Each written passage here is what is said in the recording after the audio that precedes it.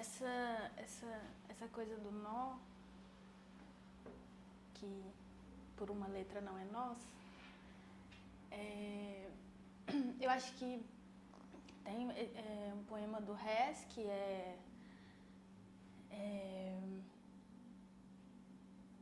comprimindo os meus restos, um nó, esse nó guardado na frase, que é uma espécie, eu acho que sobretudo nesse livro, eu me preocupei, não me preocupei na verdade, a escrita foi saindo assim, se encaminhando para uma espécie de concisão. Eu acho que o nó a que eu me refiro no Hess é da concisão, assim.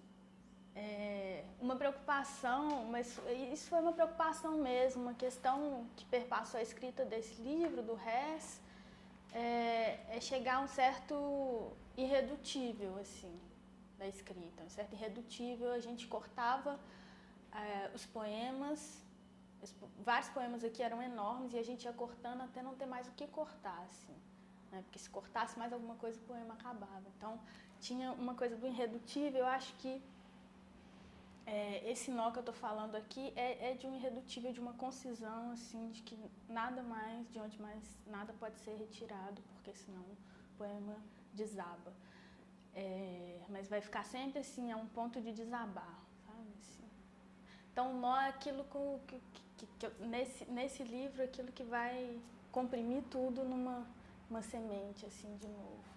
Mas isso foi eu acho que hoje em dia a coisa está um pouco diferente para mim na escrita, assim. Porque é um movimento de pulsação de abrir e fechar, de sístole e de ástole, né? Eu acho que nesse momento eu estava num momento de compreensão mesmo, assim. Eu acho que agora minha escrita está num momento de abertura de novo. Uma vez eu estava conversando com um físico e ele estava me explicando que esse é o movimento do universo, né? O buraco negro, depois o Big Bang, depois vai, fecha e tal. Ele fala, o universo é uma grande pulsação. Eu falei, porque senão você chega também no ponto de irredutível e você também não tem mais nada que fazer com aquilo. Assim. Mas eu acho que a concisão é mesmo quando você está abrindo, uma exigência da poesia, assim. A poesia não pode falar demais. Existe um ritual, assim, mas existe, que foi uma coisa que eu falei na minha defesa de doutorado semana passada, que é escrever sobre um certo impacto, assim.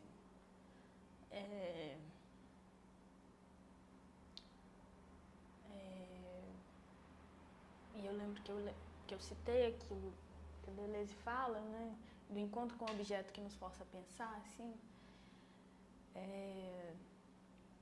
Tem escritores, por exemplo, que dão testemunho da sua prática, dizendo que acordam cedo de manhã e todos os dias escrevem, né? Eu não sou assim, definitivamente, assim. Nunca foi assim. Para mim sempre foi... a escrita sempre nasceu de um certo encontro, de uma contingência mesmo, assim. E isso nunca foi transformado numa rotina. De maneira deliberada, nunca foi transformada numa rotina, porque talvez algumas vezes que eu tentei transformar, não consegui. Assim. Tanto que a própria escrita acadêmica, por exemplo, ela em alguns momentos fica mais forte, fica mais... pensamento fica mais autêntico, porque é um encontro com alguma contingência que fez isso, o próprio texto. Não é desse trabalho produtivo que ele nasce, não. E eu acho que esse encontro, essa contingência, para mim, pelo menos, ele acontece sobretudo, né, assim, eu fico pensando nessa noção de epifania, que foi...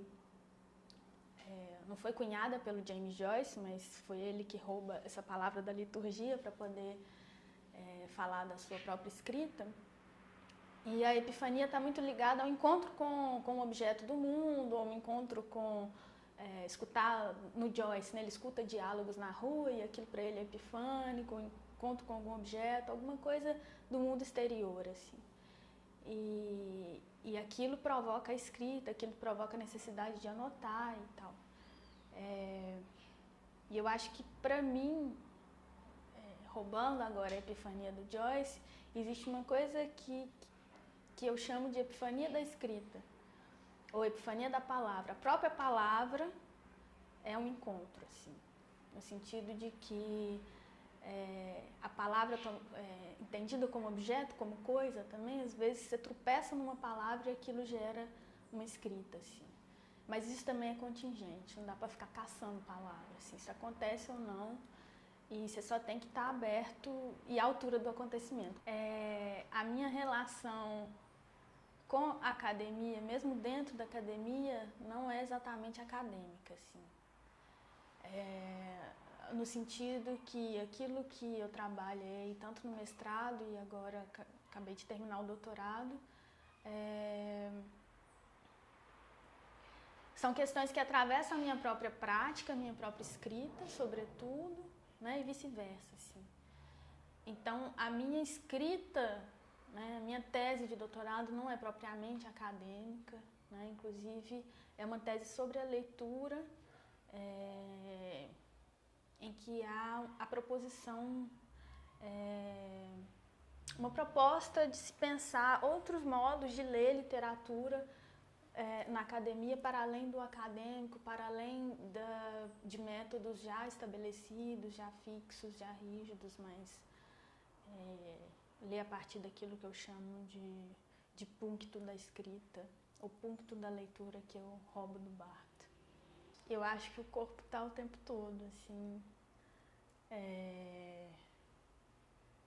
É um clichê, mas é verdade, eu acho que se escreve com o corpo. Porém, não é esse corpo fisiológico, nem esse corpo imaginário, né? Eu acho que é um corpo de gozo, assim. É um corpo, como diz o Barthes, é um corpo erótico. Assim. Eu lembro do Prazer do Texto, em que ele fala de um corpo, o texto como anagrama de nosso corpo erótico, né? Assim. E eu lembro do autor que eu pesquisei do doutorado, e eu acho que eu me identifico muito com isso que ele fala desse encontro que eu falei no início, ele faz retornar uma certa inadequação do nosso próprio corpo, que é esse corpo fisiológico, imaginário e tal. Esse corpo se torna inadequado, e o que vem à tona na escrita são territórios não mensuráveis do corpo, né? Aquilo que não cabe na radiografia, na ciência, em nada, né? Isso que não é mensurável, que é o que é vivo no corpo, né? Que é o que no corpo goza. Eu acho que é isso que está o tempo todo se escrevendo, assim, tentando se escrever. Essa questão da escrita de mulher, eu acho que é um pouco diferente de escrita feminina, né? Assim, primeira coisa, né? Eu acho que tem várias questões em torno disso, de pensar a escrita da mulher, por exemplo, inclusive questões super importantes, políticas e sociais, assim, tanto que até certa época a gente só lia praticamente autores homens, né? Nossa referência do século XX de autoras mulheres são pouquíssimas, em comparação aos homens, é desproporcional, assim. Agora, em relação à escrita feminina, eu acho que é outra coisa, porque é a escrita que é feminina, não o autor que é mulher. Não se trata de escrever bem, nem mal, assim. Se trata de encontrar com alguma coisa que é abismal, assim. E a escrita feminina leva isso a ferro e fogo, assim, radicalmente. Em Belo Horizonte, as coisas têm mudado muito, né, com relação à editoração. Muitas editoras independentes surgindo, assim, nos últimos anos, surgiram. Mas quando eu comecei a escrever ainda não tinha muito isso, né? A gente tinha eu e meus colegas, assim, o grupo que escrevia na época daqui, a gente tinha uma certa angústia de a literatura ficar restrita à universidade, assim, coisa não circular muito fora. Né, você publicava mesmo textos literários em jornais da universidade e tal. Então, na época, eu lembro que a gente se reuniu a partir desse incômodo de querer fazer a coisa circular fora e a gente criou um jornal, se chamava Pausa, que era um jornal de literatura e outras artes, que a ideia era para além dos muros da universidade. Assim. E a gente conversava com outro, tinha mais 2 jornais na época que acho que existem até hoje, o 10 Faces e esqueci o nome do outro, que a gente tinha contato e fazia uns intercâmbios interessantes e tal. Mas hoje em dia, bom, isso durou alguns anos, esse jornal, e teve uma recepção muito boa, assim. A gente publicou muito, a ideia era publicar autor novo, assim. A gente fazia 1000 exemplares por mês e distribuía gratuitamente, assim. Depois acabou e a gente... Bom, e aí começaram a surgir editores independentes e tal, que foi por onde eu publiquei o resto. Mas antes disso, o primeiro livro que eu publiquei foi de um concurso literário de uma editora de São Paulo, cujo prêmio era a publicação. Para mim, a publicação foi uma coisa difícil, porque é um processo totalmente diferente da escrita, né? Assim, é muito difícil, eu achei muito difícil de publicar.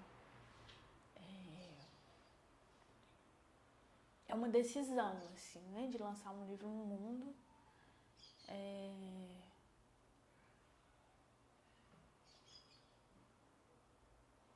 E às vezes o livro recusa o mundo, né? Assim. E tem uma certa violência nisso, assim, mas que é necessário, aquilo que o Blanchot fala, né? De devolver para o mundo, de devolver o fora para o mundo, né? Assim. Mas é difícil, mas eu acho que é necessário e é preciso entender primeiro que realmente o livro não te pertence, senão você não faz isso. Assim, senão você segura e não deixa. Porque pensando nisso, de uma escrita sem serventia, de uma escrita fora do poder, né, sem hierarquia, né, isso vai contra tudo que o mundo é. Assim, né? Então, é sempre um objeto inadequado, assim. Acho que o livro, um objeto de arte qualquer, né, sendo um objeto de arte, ele é sempre um objeto inadequado. Né? O Nuno Ramos usa a expressão uma irredutível inadequação. Assim. E se é uma irredutível inadequação, um livro, por exemplo, ele sempre vai chegar no mundo um pouco, né, como se fosse um filho esquisito, assim, né? Enfim, é um objeto estranho, e aí ele vai ter que, enfim, assim como há um outro tipo de violência que é a escrita também, assim, eu acho que o problema é que o livro é um contraponto do mundo, assim, ele é uma outra coisa, então ele é inadequado, mas por isso mesmo que é preciso lançá-lo, porque o mundo precisa se conformar um pouco e sair um pouco dessas formas prontas. Pensa essa coisa nas artes plásticas, né? Assim, como que um objeto se faz a si mesmo. Né? Ele faz ali naquela obra o choro negro, ele apenas coloca o breu, aquece e a obra vai fazer, ela se escultura a si mesma. Ela se faz sozinha, de certa maneira. Ela vai derretendo e as formas são imprevisíveis. Assim. Para mim, a escrita é assim também, é de uma passividade em relação ao objeto. Só que é uma passividade no sentido, para isso é preciso se pôr a trabalho, assim. É preciso trabalhar para atingir esse ponto de passividade, assim, né? De deixar porque nosso impulso é sempre de tentar controlar a linguagem, de tentar cernir, de tentar escrever bem, sendo que não se trata de escrever bem. Assim. Então, tem um trabalho, mas é trabalhar para não trabalhar. Assim, e isso é o mais difícil. Eu acho que é do Haroldo de Campos, uma frase que ele fala: a liberdade nasce do maior rigor. porque é muito fácil não ser livre. Principalmente com a linguagem, porque já está tudo pronto, né? A gente é poluído de clichês. Mas trabalhar para ser livre, isso é o maior rigor. Essa semana eu estava lendo de novo o Manifesto Antropófago, que eu amo de paixão, antropofagia, e aí eu falei, gente, já tinha contaminação lá, né? Assim, que era contaminação, de um outro jeito, assim. A questão da contaminação, ela começou a ficar mais nítida para mim, acho que sempre existiu, mas começou a ficar mais nítida para mim nesse livro, Res, nesse segundo livro, que o título original era Livro das Contaminações apenas. Mas aí a gente chegou à conclusão que Livro das Contaminações era um método, que o título era outro, que o título era Res. Assim. Mas era Livro das Contaminações. Bom, esse livro eu escrevo junto com o Eric Costa, que é um amigo escritor. E a ideia, quando a gente começou a escrever, era como se a gente oficinasse a gente mesmo, né? A gente trocasse os textos e esses textos esses poemas pudessem ser o ponto de partida para o próximo texto, como se fossem cartas, né? Ele mandava o poema e a partir do poema dele eu escrevi o meu, a partir do poema carta dele. E esse poema dele seria um ponto de partida para o meu, e esse ponto de partida seria aquilo que no poema dele eu encontrasse. Poderia ser uma palavra do poema dele, né? Poderia ser a forma, poderia ser o título, poderia ser o ritmo, né? Enfim. E de tal maneira que a gente ia respondendo e os poemas iam sendo feitos como se a gente fosse perdendo a autoria, sabe, assim, e eu acho que isso é o mais importante do livro, assim, uma certa perda da autoria, tanto que os poemas são indicados por uma letra só, né, assim, as pessoas às vezes nem sabem qual que é meu, qual que é dele, e eu nunca vi um livro de poemas assim, escrito a dois, né, assim, porque é do íntimo que se trata, né, assim, poesia é muito do íntimo, mas eu acho que o íntimo é o mais exterior, não tem nada a ver com eu, assim, e a ideia era essa dissolução da autoria que foi acontecendo naturalmente, como se o livro, o objeto livro, tivesse um estilo por si próprio, assim, para além do nosso meu e dele individualmente, sabe, assim. Foi a construção de um estilo que é do livro, que não é nosso mais, né? Que é o que a contaminação fez com a gente. Agora, a contaminação, essa palavra se espalha para tudo que eu faço agora de maneira já apropriada e consciente, assim, na minha vida acadêmica, nos outros textos, narrativos e tal que eu escrevo, porque eu acho que não é possível escrever de outra maneira, assim, a não ser por contaminação e por roubar e devolver, assim, você rouba e devolve num gesto de absurda generosidade, assim, né, porque é a leitura mais próxima do texto que você pode fazer, né? Você lê escrevendo. Eu fico lembrando também daquilo que o Juliano fala. O Juliano Peçanha, ele lança um novo método de ler que ele chama de emprestar a ferida para o outro, assim. Eu leio emprestando a minha ferida para o outro, né? Então ele fala, eu só posso ler Kafka porque eu amo Kafka demais e porque eu passei por um lugar que ele passou, assim. Então, posso emprestar minha ferida para ele. E isso, houve uma época que eu fiquei achando que tinha a ver com uma certa identificação imaginária, mas eu acho que não é isso, assim, não é da identificação. É outra coisa. essa coisa de uma certa linhagem, assim, eu sei que você pediu lista, mas vou só explicar porque eu acho que isso tem uma linhagem e essa linhagem vai se acrescentando, vão se acrescentando nomes ao longo do tempo, né? Eu acho que assim, vou dizer o que tem sido importante, que tem contaminado, porque é legal pensar na contaminação porque não é influência, né? É diferente, né? Não é essa influência, né, no sentido canônico, assim, né, histórico e tal. Contaminação é outra coisa, assim.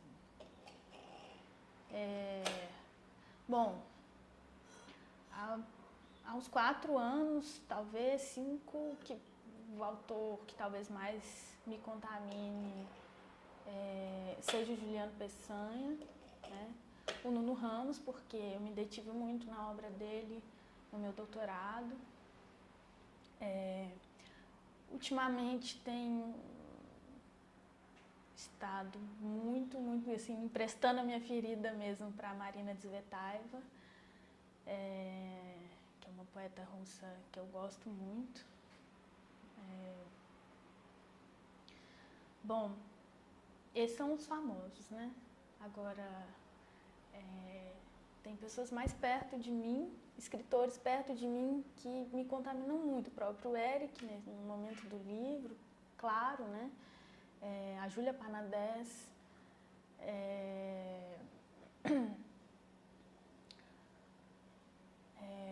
a Lúcia Castelo Branco, a Janaína Rocha, que são escritores aqui de Belo Horizonte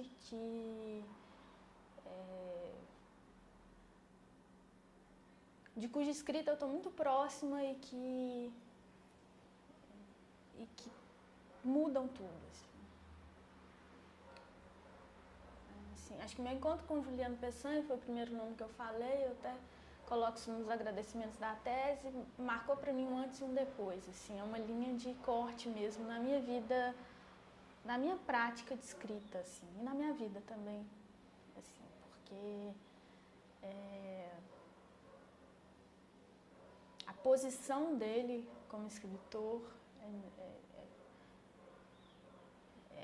é muito forte, a escrita dele é muito forte, né? Esse método de leitura que ele propõe, de emprestar a ferida para o outro, né? Para mim não tem nada mais generoso assim, na leitura. Eu penso na leitura como acolhimento, como Blanchot fala, assim, a liberdade acolhedora de dizer sim. Bom, e tem esses autores que são teóricos, mas para mim são escritores também, que contaminam demais. Que é o próprio Blanchot, que eu falo dele o tempo todo, Roland Barthes, sem dúvida. Sou contaminada pela psicanálise, que eu estudo há alguns anos. Quem mais? Bom, alguns textos Derrida também, enfim. Agora, mais um poeta que eu lembrei é o Herberto Helder, que é assim, que está desde a minha graduação até hoje, que é uma coisa que atravessa anos e eu não consigo parar de amar. Clarice também, desde os meus 15 anos, Clarice Lispector. Mas agora acho que a autora que eu estou mais ligada é a Marina Tsvetaeva, que é essa poeta russa que eu falei. Serventia, pelo menos não essa serventia, né, utilitária, assim, de produtivista, que entra no circuito das trocas, né, da mercantilização de tudo, né. Literatura não é um produto, então ele não pode ser um meio de troca e tal. Agora, ela pode ter uma função interessante, que é essa da irredutível inadequação, né? Assim, o mundo sem isso é muito ruim, é muito triste. Então, ela entra no mundo para torná-lo inadequado, assim. Ela, como inadequada, entra no mundo e desloca um pouco as posições muito engessadas, as formas muito prontas. Então, acho que vira e mexe, ela pode ter não uma serventia, mas ela pode funcionar fazendo desfuncionar aquilo que está muito rígido, assim, esse circuito das trocas e do comércio e da circulação de capital, que gira não só em torno do dinheiro mesmo e da mercadoria, mas das próprias relações humanas, elas viraram isso, né, assim, o olhar, a sensibilidade e tal. Então, eu acho que não tem serventia, mas isso é uma posição interessante que a gente não pode abrir mão de jeito nenhum. Embaraçou-se fio a fio até que, amarrada, desvencilhou-se dela. A vida difusa, a vida inteira, e meu corpo, meu corpo, meu corpo, grande anomalia. Há uma leveza neste chapéu que se lança, como quem ensaia uma despedida, do que no solo se fixa, e ser possível o passo, o salto, a dança, no ritmo do que se vale e não do chão. Desvio. Há uma leveza, medida pelo sem medida, no centro lançado, versos que espaçam na medida do vivo, ao longe, mas ao lado do abismo. Pincel retido no gesto que falta, imã impotência, campo plissado ou pintura destacada do quadro que sustinha a parede. Cai, era música, corpo de imagem, areia. Homem-lume a vagar no meu seio, relva, terceira pessoa, a escrita, selva. O mais belo estado da poeira, era isto, um universo, dois buracos negros em uníssono.